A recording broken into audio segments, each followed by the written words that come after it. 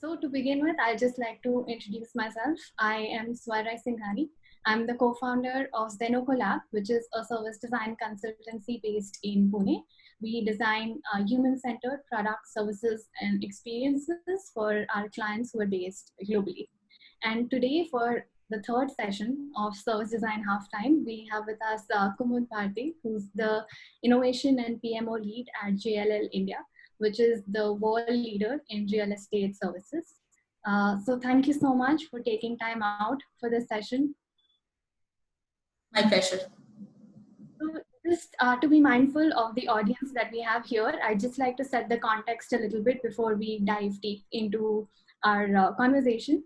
Because I understand that this conversation is specific to an industry, and we have a lot of industry leaders joining us, more so than the design community leaders. So I'd just like to explain a little bit of what service design is, and then dive deeper into what it means for the specific industry and workplace design.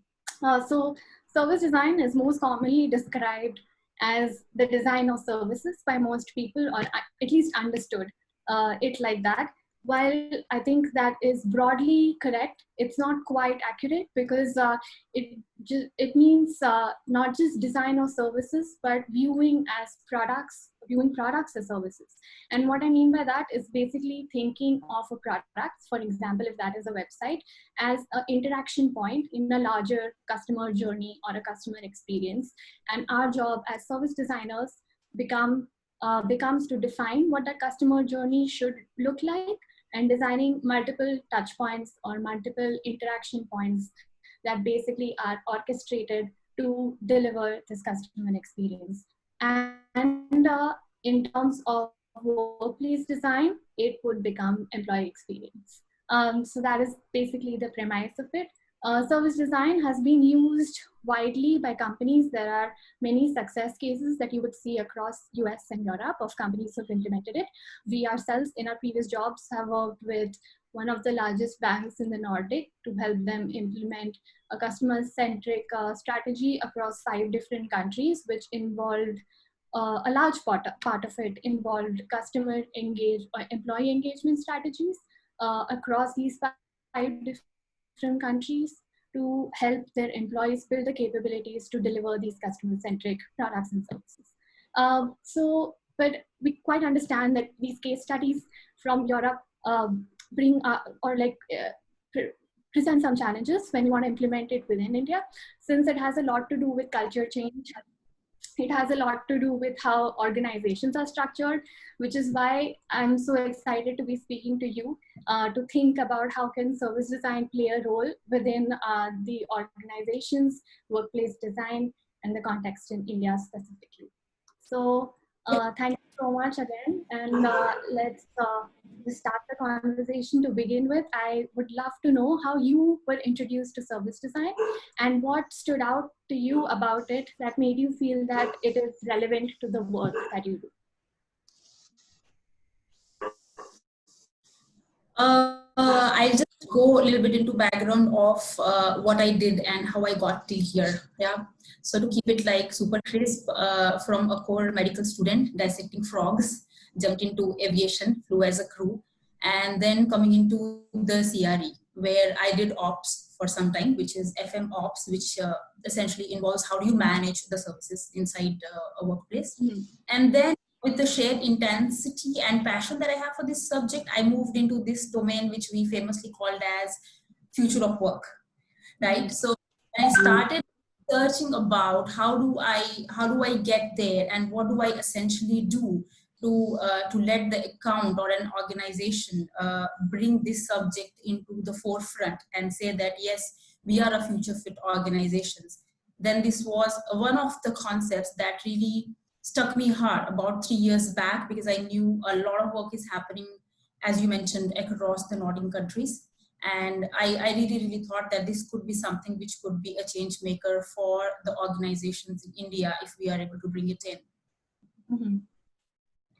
So what was your first thought when you heard of the practice of service design? And what about it did what about it like made you think that this is what organizations in India would need or would bring an impact?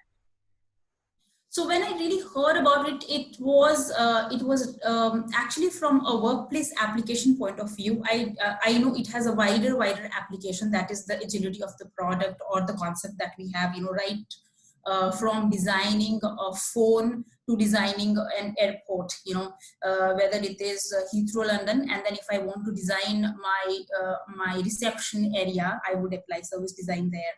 So I went about some case studies that were done by one of my previous organizations, as they had hired a design firm, a typical design firm called Signal, and they were doing a lot of work on this domain, and they had published some very interesting case studies about how they went about designing the whole employee journeys, right from the time they enter the workspace to the time they exit the workspace.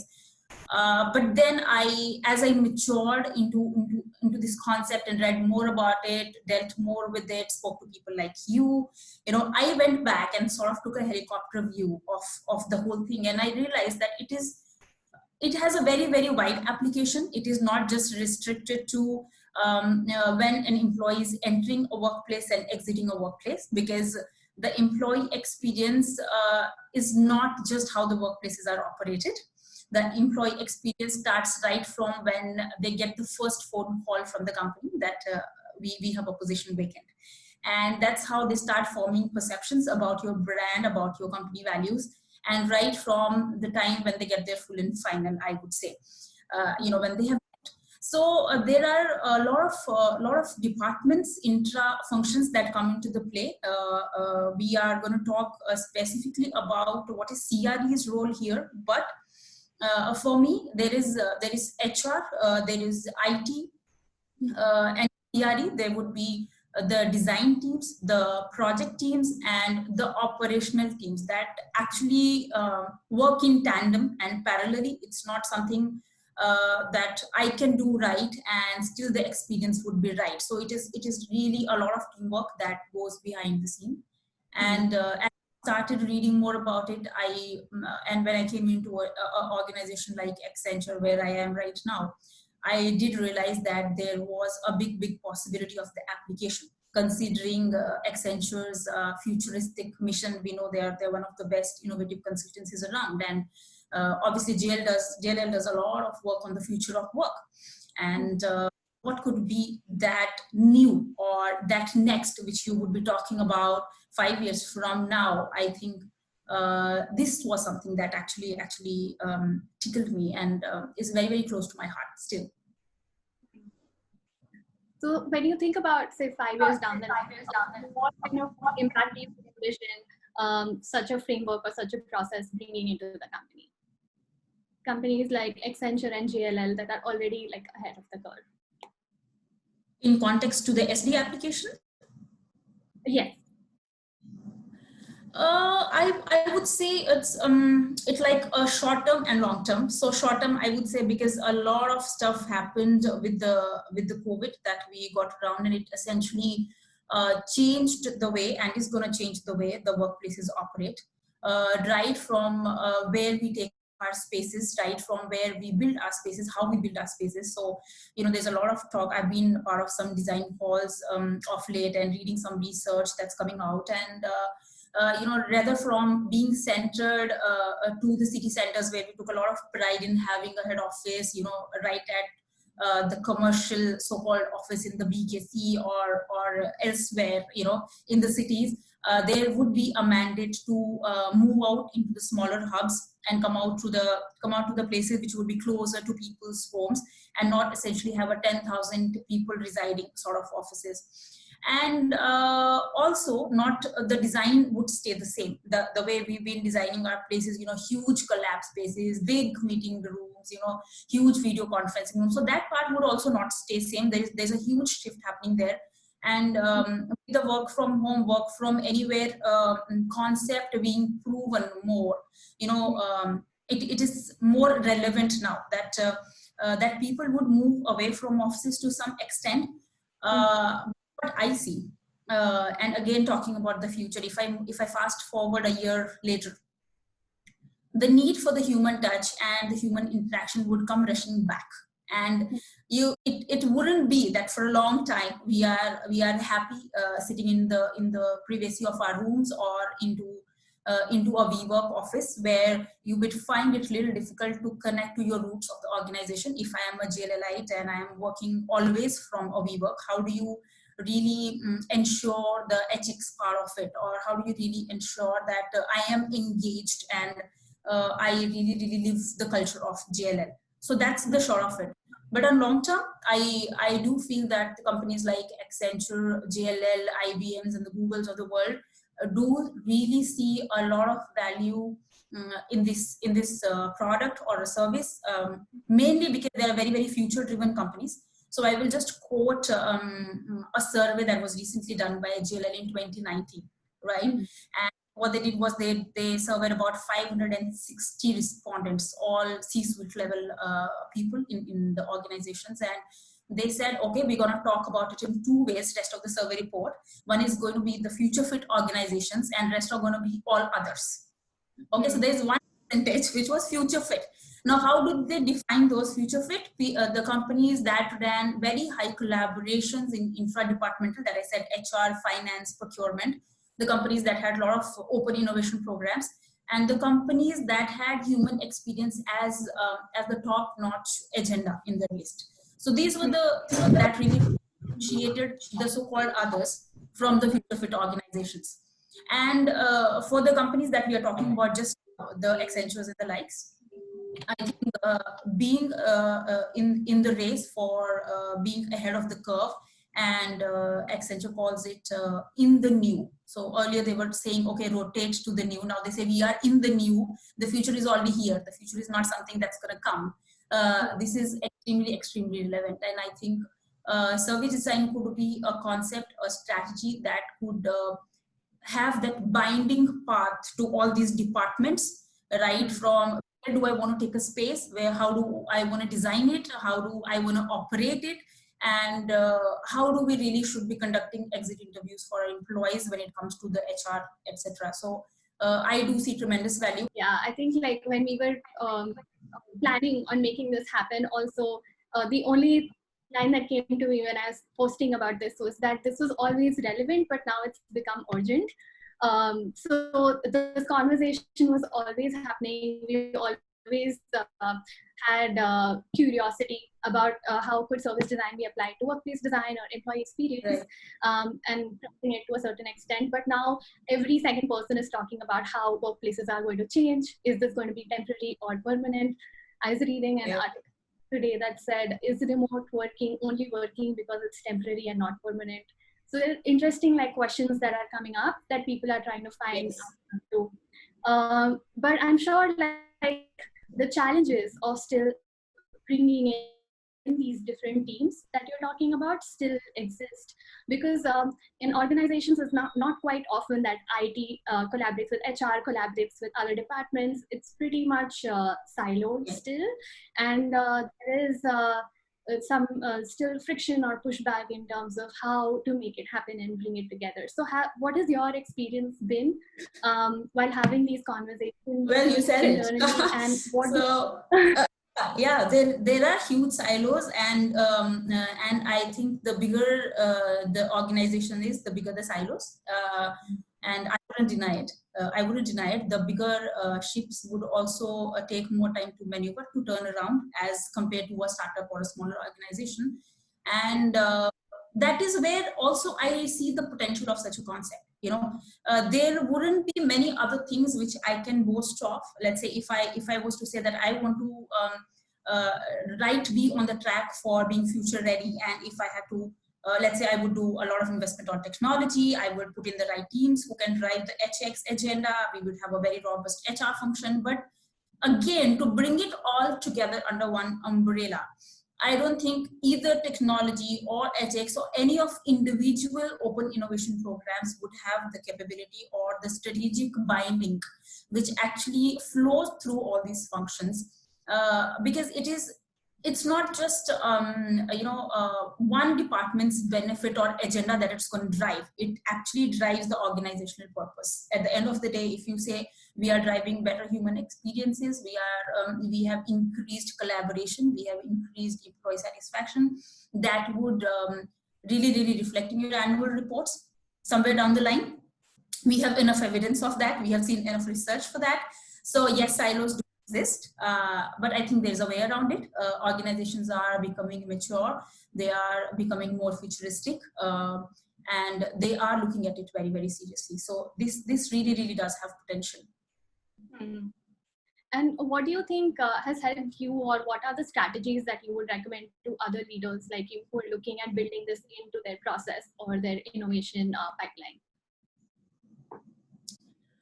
Well, I would say to start with a strong C-suite recommendation, your leadership has to see that you want to be future-driven, you want to be innovative, you want your clients, you want to deliver greater experiences to your clients, because experience is going to be the next game.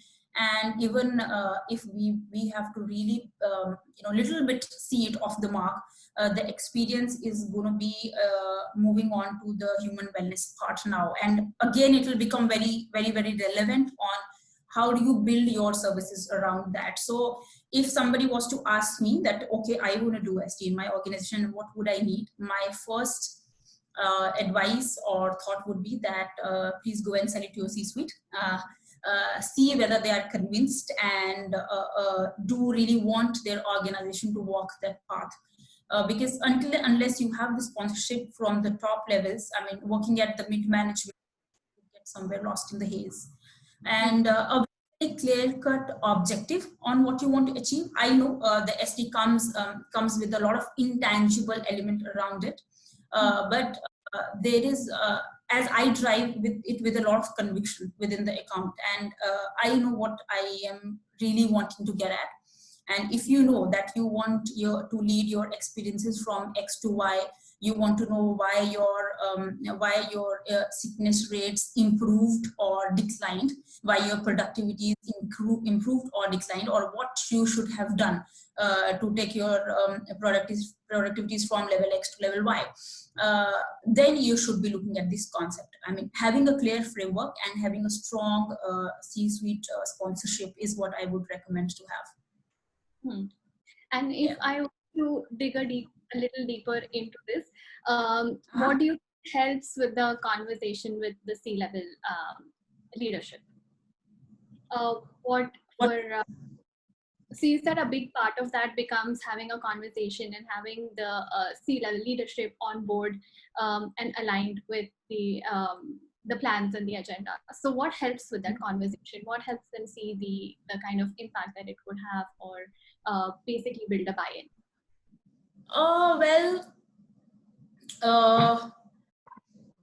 Somehow showing the end product, as I spoke about it in our previous discussion with when you had your previous session, and I said, the retail stores have always played a big role in purchasing. And if I am able to somehow demonstrate, if not sell him the end product, let's say I go to an Apple store, I get to touch the phone, I get to see the features, I don't get the phone. I mean, I have to buy the phone, still I have to make a decision. But building a retail property to the whole concept, which I think we are getting at, not yet there, the design firms, I think that would really do the thing for us. That would really click the button, that if they are able to envisage, imagine, or if we are able to successfully demonstrate that what is it that it's going to bring to you on the table, that is what clicks them. They generally like to talk numbers, they generally like to talk output. So if you just go with the mere concept, they might see it as a good concept and they might say, okay, let's hear about it, but that will be that. And if in which you are able to really demonstrate that what is it going to do to you, maybe come up with some case studies or past experiences that have been, or recommendations from some previous organizations, I think that should do the trick. I think it has to be very straight talk, that from where to where we want to go, and why we should be doing only this, why not something else, why something else is not going to fly. I have my conviction why something else is not going to fly because I've been in the system for long enough and experimented around with a lot of concepts and solutions. And I do know that this holds a lot of potential. Yeah, I think from the consultant's perspective as well, it's so interesting to hear your insights on this because we face similar challenges in that ways. And it goes back to what you were saying earlier, right? Like service design, its outcome and the process becomes intangible after a certain point, and it's difficult to define in terms of numbers and define what the outcome could look like before you start, because the process kind of leads to the outcome. So then we find different ways of like doing a project in a day, or building like a hypothetical project to show that this is the possible outcomes that could come out of it. And those are the kind of strategies then we adopt as consultants to make the clients comfortable with the ambiguity and the uncertainty of the process. But that one more point. I do feel that it is also important that who you are selling it to. It is if the leader of that organization is like who's the Tesla chief, the Elon Musk kind of a guy, and if you go to the Satya Nadellas of the world, I mean, they are not risk averse. They like to take bets on things, and they would say, okay, I see potential, I'm gonna bet on it. Even if you're not able to right now show me how the end product might look like. But I would say that if we are talking about a larger population in the CRD chunk, then yes, we would have to build up some tangibility around it, some expected demonstrated outcomes out of it, and then maybe approach it, which makes it a little more sellable. Yeah, the champions of the process, we would call them. Yes. So I think for the audience, now is a good time to start typing in your questions. I have one more questions in the meantime. But I also wanted to know, for company leaders who are now thinking of the question of what the new normal looks like, or what the new workplace should look like, for the employees to feel that the space or the environment is still safe, it's productive, it's creative, and helps them become more effective and efficient, what would your suggestions be? What should the leaders be thinking of, or what should they be doing to create that environment for their employees? Well, I think design will play a big role on because we are right now doing such exercises on how a certain space should look like. If you really want to ensure the social distancing norms, still how would you ensure that people are able to operate in the space effectively and still productively? So technology will play a big role, right from to booking your workstations. Okay, you want to come to work, let's book a seat prior to that. Right from there, going to the way you want to operate your elevators. So I'm going to give you an app, you can call your elevator from the phone. So this is the kind of work that I'm doing right now, okay? And my pipeline is like full. But it's a lot of technology adoption that I see coming in. To make it easier for the leaders, I would recommend a lot of visible change, not just the change, but a visible change which people are able to see. So I think a lot of branding, posters, stickers around would serve a lot of purpose. And third, I would say is the communication. A lot of times people are preparing their sites in a big way and doing a lot of changes. There's a lot of work that has gone into it, but a person like me who's coming onto the site or a visitor would not know actually what are the 10, 20, 100 things that are done here to ensure that I am safe. So I think that they have to figure out a way to communicate, maybe for the visitor before he's coming onto the site, you send him a welcome note saying that, okay, hi, welcome, and these are the 20 things we've done to ensure. Or for the regular employees, when you're sending them the welcome notes, or do reiteration of when you are bringing in anything new and any other protocol or process which is going to make them safer or keep them well. So I think communication and engagement will be the key here. Don't just keep doing things. I mean, just tell them that we are doing things, and obviously ask for feedback. Yeah, makes so much sense. I was like taking mental notes to remember. To go to the questions that our participants have, I'm looking at one from Abhijit Kulkarni. He says, "Hi Kumud, this is a very interesting topic and insights from you. Do service design are region specific, like APAC or India, and how is it different from the rest of the world? Well, the concept is not region specific. So if you want to do it across one room, you could do it. And if you wanted to work on a process across APAC, you could still do it. As Swar already mentioned, they did some 5 countries together, as you're saying. Yeah, so you could integrate that as well. But if I have to talk specifically about the industry that I come from, which is CRE, then yes, it has limitations and it has to be applied at a pilot stage at site level. And then when things work there, that's how we generally proceed about our projects. Then you can look at India or a country adoption. And what is his second question? How is it different from the rest of the world? Oh, it is a lot different from the rest of the world, which we actually touched upon in the very beginning. Yes. First of all, the awareness amongst people about what the concept is and what it could potentially do is very, very limited. And I think the forums like this, what Swar and Nikita are organizing now, should be maybe a little more and maybe wider with the wider public. People actually know what it is about. I mean, I'm veering off the question a little bit, but I think all the products or solutions that really became very, very successful.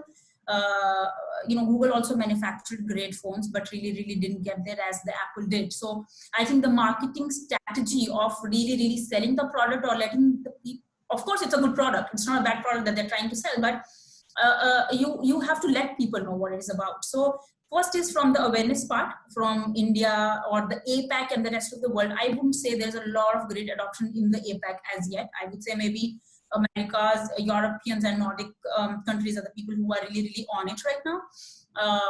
But yes, the cultural differences are something that still keep us from way for getting there. But again, there is light that people like us in India are talking about it now.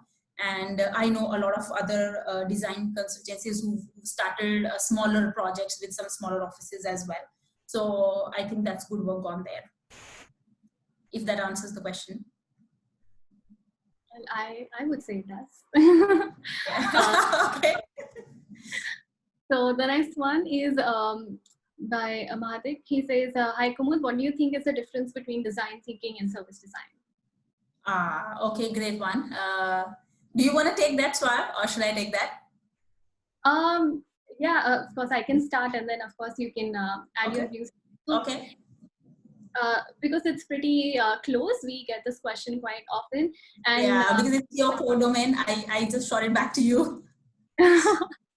But we basically describe design thinking as a framework that is used in the service design process. So if that makes sense. So service design, design thinking becomes a framework. Human-centered design, which is also another approach that is very closely linked to service design, becomes an approach or a lens to practice service design. And then all of these things are basically parts and pieces of the entire service design process and how it's practiced. So I will just, yeah, I'll just add. So let's say we want to design a phone. I'll say the phone because that's the easiest thing that we quickly relate to. Design thinking would be working from point 1 to point 100, and which will involve ideation, testing, business case, prototyping, feedback, and then finally launching the product. So design thinking would essentially be that process which we would do to ensure that this product would work in the market. This is one way to ensure that. So it is very close to one of the innovation techniques that all the designers are doing in the world. They get paid a lot to do that. I mean, the product companies, at least I know. And then from there, the service design came, because when we started talking about all the products are services, they're not just products, because once you sold a phone or once you sold a car, after that, the experience that would build up would essentially be, or especially let's say you have a car, you have a Mahindra car and you bought the car, okay, and that was what went into design thinking when they designed the car. But after that, when you go to their service center, when you deal with their call centers, when you have a breakdown, on a lonely road, and then they have designed this whole aspect. So don't think it's just it's happening random. They have actually designed the whole process, thinking, okay, somebody calls, the call goes there, then the email goes, and then we go there, and then this happens. That is what is the service design. So from product design, it moved to service design, because there is a lot of a big part of industries into services now. So people started saying that all products are services, and not all services were products. So it is just actually an extension of product design, but we apply it on the services to imagine if you entered an airport, where would you stand, where would you go next, how far should be the queuing line, and how far should be the x-ray baggage machine, should it be on the right or on the left. So there is a lot of thought that goes behind it. So that whole process constitutes service design. So that's the difference. Sorry, Kumud, I think we have only 40 minutes for this call, and we're not able to extend it for some reason. Okay. So we have to wrap it up here. But what I'll do is record all of these questions and then send them to you on email. So maybe we can make sure that all of the participants get answers all typed in. Maybe we can reconnect and figure out. Okay. Thank you so much for your time and for joining in. This was great. It is so good to hear a different perspective on service design from a workplace design and employee experience point of view, and also from your expertise and perspective. Thank you so much. This was super nice. Likewise, love being here, and I look forward to such talks. Yes, same here. Yeah. Okay. Thank you. Good evening, everyone.